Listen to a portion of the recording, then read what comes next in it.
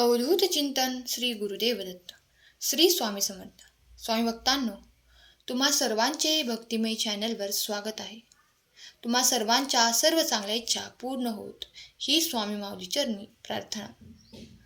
स्वतःला दोष न देता जीवन बदलण्याची सुरुवात कशी करावी, नेहमीप्रमाणेच आजचा संदेश सुद्धा आपल्याला खूप उपयुक्त ठरणार आहे. त्यामुळे हा संदेश तुम्ही शेवटपर्यंत ऐका. चॅनलवर नवीन असाल तर चॅनलला सबस्क्राईब करा. आपल्या जीवनात बदल घडवण्याची अनेकांना इच्छा असते, पण त्याची सुरुवात नेमकी कशी करावी हे कळत नाही. बऱ्याचदा आपण स्वतःला दोष देत बसतो, भूतकाळातील चुका उकरून काढतो आणि त्यामुळे बदलाची प्रक्रिया अधिकच कठीण होऊन जाते. या चक्रातून बाहेर पडण्यासाठी आणि स्वतःला दोष न देता सकारात्मकपणे आयुष्यात बदल घडवण्यासाठी स्वामी महाराजांची शिकवण आपल्याला दीपस्तंभासारखे मदत करू शकते. स्वामी महाराजांनी केवळ आध्यात्मिक ज्ञान दिले नाही, तर जीवन जगण्याची कलाही शिकवली. त्यांच्या शिकवणीतून आपण आत्मचिंतन करून आपल्या जीवनात कसे बदल घडवून आणू शकतो हे सविस्तरपणे पाहूया. पण त्याआधी नेहमीप्रमाणेच या स्वामी माऊलीच्या परिवाराच्या वतीने मी स्वामींचरणी अशी प्रार्थना करते की तुमच्यावर आणि तुमच्या कुटुंबावर असलेली सर्व संकटे दूर करोत आणि तुमच्या सर्व इच्छा स्वामी पूर्ण करोत. हीच मनापासून स्वामींचरणी प्रार्थना. तुमचे इच्छित मनोरथ पूर्ण होऊन तुम्हाला निरोगी आरोग्य, सुख, शांती, समृद्धी, संपत्ती आणि समाधान प्राप्त हो. स्वीकार आणि समजूतदारपणा ही बदलाची पहिली पायरी आहे. स्वामी भक्तांनो, स्वामी महाराजांच्या मूळ शिकवणीचा आधार म्हणजे स्वीकार.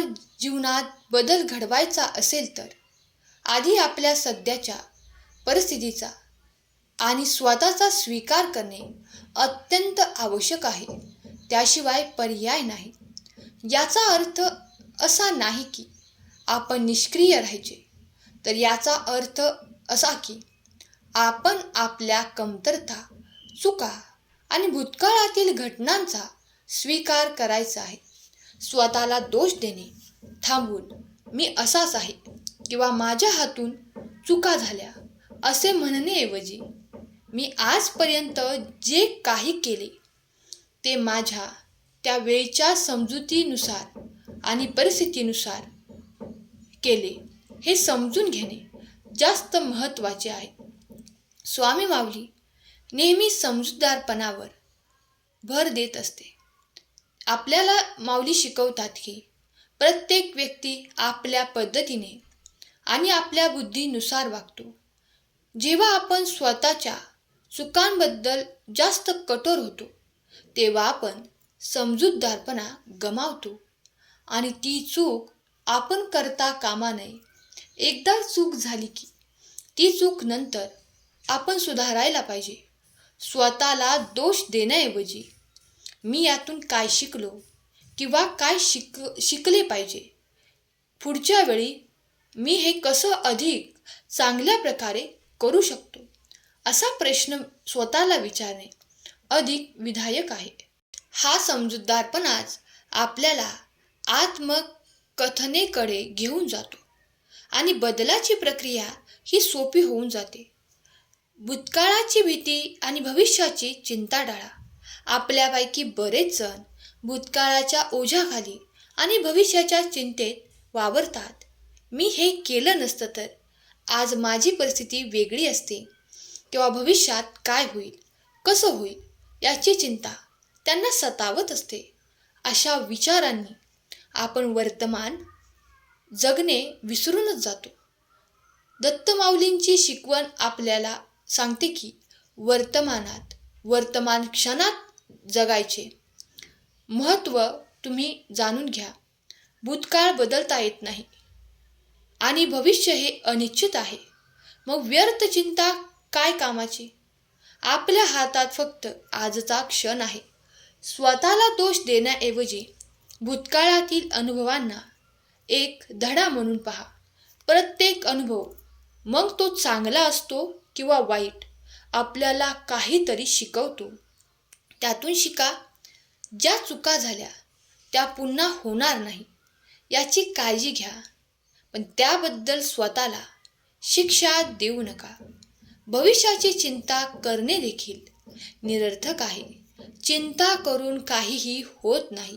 स्वामी माऊलींनी सांगितले आहे की आपण आपले कर्म केले पाहिजे आणि फळाची अपेक्षा नाही केली पाहिजे.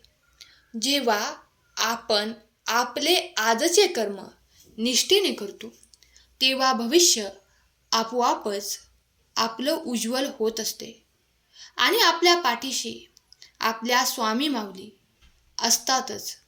जर तुमचा तुमच्या भगवंतावरती विश्वास असेल तर होय विश्वास आहे कमेंट करा आणि या भक्तिमय चॅनलला सबस्क्राईब करून हा संदेश शेअर करा.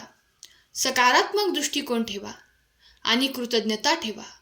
स्वामी माऊलींची शिकवण आपल्याला सकारात्मक दृष्टिकोन ठेवण्यास प्रेरित करते.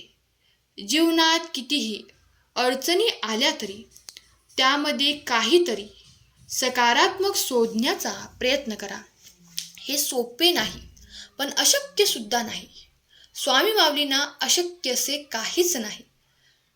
जेव्हा आपण नकारात्मक विचारांच्या गर्दीत स्वतःला हरवून जातो तेव्हा स्वतःला दोष देण्याची प्रवृत्ती वाढते.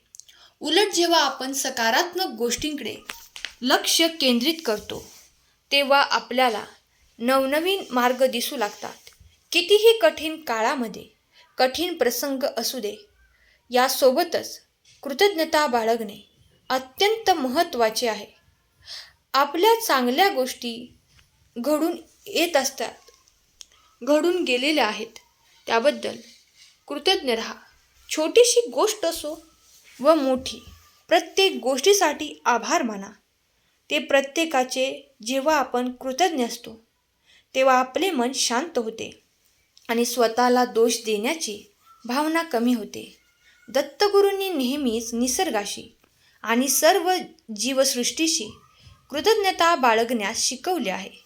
ती कृतज्ञता आपल्याला आपल्या अस्तित्वाची आणि आपल्या भोवतालच्या जगाचा आदर करण्यास शिकवते आणि ते आपण केलेच पाहिजे. निरंतर शिकणे आणि प्रगती करणे हे कधीही महत्त्वाचे आहे. स्वामी माऊलींनी सांगितले आहे की जीवन हे एक निरंतर शिकण्याची प्रक्रिया आहे. आपण प्रत्येक क्षणी काहीतरी नवीन शिकत असतो. स्वतःला दोष देत बसण्याऐवजी आपल्या चुकांमधून शिकण्याची तुम्ही तयारी ठेवा आणि ती तयारी जर तुम्ही ठेवली तर यश हमखास तुमच्या पायाशी येणारच. मी चुकलो असं म्हणण्याऐवजी मी यातून काय शिकू शकेल हा दृष्टिकोन आपल्याला प्रगतीकडे घेऊन जाऊ शकतो.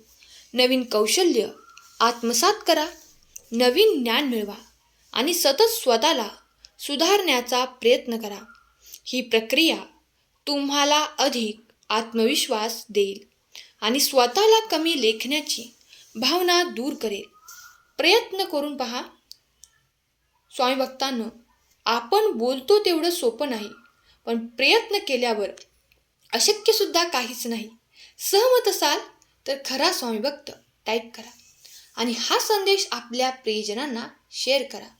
दत्तगुरूंनी कधीही ज्ञानाची मर्यादा घातली नाही. त्यांनी नेहमी जिज्ञासू वृत्तीने शिकत राहण्याचा संदेश दिला आहे. ही जिज्ञासा आपल्याला आत्मविश्वासाने पुढे जाण्यास मदत करते. स्वामी भक्तांनो, अहंकार कमी करा. स्वतःला दोष देण्यामागे अनेकदा अहंकार दडलेला असतो. आपण परिपूर्ण असतो किंवा परिपूर्ण असावे अशी आपली अपेक्षा असते आणि जेव्हा आपण तसे नसतो तेव्हा आपण स्वतःलाच हे म्हणतो. अहंकाराचा त्याग करण्यास स्वामी माऊलींनी शिकवले आहे. जेव्हा आपला अहंकार कमी होतो तेव्हा आपण स्वतःच्या चुका स्वीकारतो. आपण इतरांप्रमाणेच एक माणूस आहोत. हे सत्यसुद्धा स्वीकारायला आपण शिकतो. यासोबतच सेवाभावाची शिकवण अत्यंत महत्त्वाची. जेव्हा आपण इतरांना मदत करतो तेव्हा आपल्या स्वतःच्या समस्या गोड लागतात. इतरांच्या कल्याणासाठी काम केल्याने आपल्याला समाधान मिळते आणि ते समाधानच आपल्याला आपल्या उज्ज्वल भविष्यासाठी कामी येते. आपल्यातील नकारात्मकता कमी होते. स्वामी माऊलींनी नेहमीच निस्वार्थ सेवेवर भर दिला आहे. जेव्हा आपण इतरांना देतो ते आपल्याला अधिक प्रमाणात मिळते, मग ते काहीही असो. त्यामुळे तुम्ही अंतर्मनाची शांतता ठेवा आणि इतरांना मदत करण्यासाठी तुम्ही तत्पर राहा. आपल्याला स्वतःला दोष देण्यापासून थांबविण्यासाठी अंतर्मनाची शांतता अत्यंत आवश्यक आहे. दत्तगुरूंनी ध्यान आणि नामस्मरणावर भर दिला आहे. ते नामस्मरण तुम्ही करत राहा.